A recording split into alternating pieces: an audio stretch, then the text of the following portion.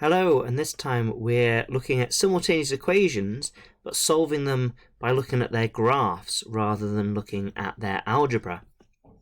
Now, it's absolutely acceptable to do this, but it is far better to do it by the algebra. So if you were trying to find a solution and you can do it algebraically because you want that answer, it is the right thing to do it algebraically. But if you're asked to do it in a test, graphically, or if it's quite a difficult simultaneous equation to do and you can plot it out, then looking at how the graphs work is perfectly acceptable. But there are times when it won't be as perfect. So here you can see I've used Desmos to plot out a few lines for me, and here they are with their different colors. And so we can look at the solution to different simultaneous equations. So the solution to these two is where these two cross over. And that's what simultaneous equations are kind of doing. They're saying what values of x and y will work for the red line and for the blue line. That's the sort of simultaneous, is the fact that these answers work for both of them. I say at the same time doesn't really make sense, but both answers will work in both equations. And there's only one place that will happen. And on the graph you can see all the blue line is all different infinite number of points which will work for blue, and all different infinite numbers that work for red, and the point where they cross over is the one set of coordinates, the one value that will work for red and blue. So if this was a question, solve these simultaneous equations graphically, you'd look at this point and you'd read it off, and the x value would be 2, and you'd read it off here and the y value would be 3. Okay, and that's it. That's literally all you have to do, is just read it off. So let's solve green and purple. Same thing. Okay, we could do it algebraically. They're not written out for the elimination method, but we could make them written out. We could rearrange them to say x plus y equals 2, and we could move this over and have minus x plus y equals minus 6. And then we can cancel the y's and do it all by algebra. But if we're just doing it by looking at the graph, we look where it crosses over, and the green and the purple cross here, which is 4 on the x-axis, and the y value is minus 2. Solved.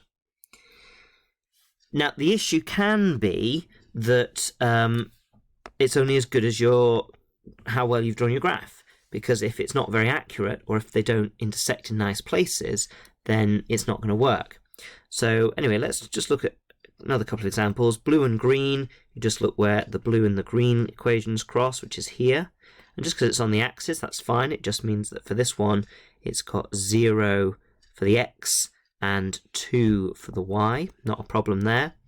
And if we look at the purple and the black, then it's hitting here, which is still fine because that's 1 and minus 5.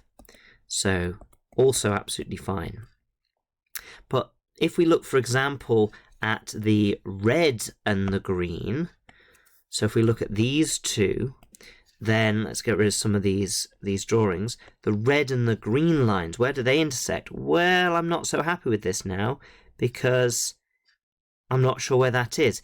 Is that exactly halfway between these two squares? And is that exactly halfway there? Well, it might be, in which case that's 1.25, and this is 0.75. And that's fine. That's an acceptable coordinate, if that's what it is. My problem would be that I don't know if that's exactly where it is. So it's only as good, doing it on the graph paper, it's only as good as you draw it, because if you don't draw it neatly, then it won't line up. And it's also only as good as the accuracy of the graph paper. Now you can also do this with curves. This is why it might be quite useful, because if you don't know how to do a quadratic simultaneous equation, but you can plot it, and it would be helpful if I could draw it neatly, and it draws like this, then you can just look at where they intersect. Now I was aiming for this to go through the blue line, so I'm looking at the blue line, go over that as well, and the curve I've drawn, they intersect here. This is a nice coordinate. This is -4, 0. And then this one is nice because it is 3, and then this one is 3.5. So it will also work for quadratics. It doesn't matter what the shapes could be. It could be a wiggly, wiggly, wiggly line and a different wiggly, wiggly, wiggly line. And the solutions, there can be more than one, are just wherever they cross over, and you just read off the values. But as I say, it's only as good as the graph, because here we've got the red line, and the red line will carry on and it will intersect again up at the top. Oh, my drawings are terrible. Let's try that again. Oh, I've lost the whole thing now. So it came through here and up here, I think. Let's draw it like that. So, okay, this has moved now from where it was, but who knows where that is? And the likelihood is that it will not be a nice number. It won't be, oh, well, that's close to that point there. No, it's not. It's miles away. And so, it might be -2, but it might be -1.98. It might be a recurring decimal. It might be a number that doesn't have can't be represented as a fraction. It might be like √2 or something like that, where you can't represent it as a fraction. So you have to sort of read these things off and okay, well, I think that's 3.3, 3.4, you don't know. You only know as accurately as the graph. So is this a good thing to do? Well, yes, if it's in your test and you're given a nice picture like this and you're asked, what's the solution to these two equations? Well, you look there and you read it off. Easy marks in a test. Would I do this in the real world if I needed to know the simultaneous solution to two equations?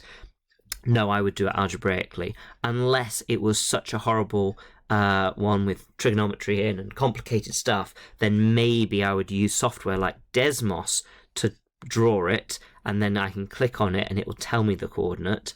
But that's just getting the computer to solve it, and I'm sure there's, if it can do that, well, it could have probably done it if I hadn't asked it to draw it. So it's useful, and it's in your test, so you need to know how to do it, but it doesn't stop the algebraic methods being the most important. I'll stop rambling on now. I'll leave you to explore that further if that's what you're going to do. Do some example questions if you've got some. If you've got any questions about what I've just said, then you can pop them in the comments. But for now, cheerio.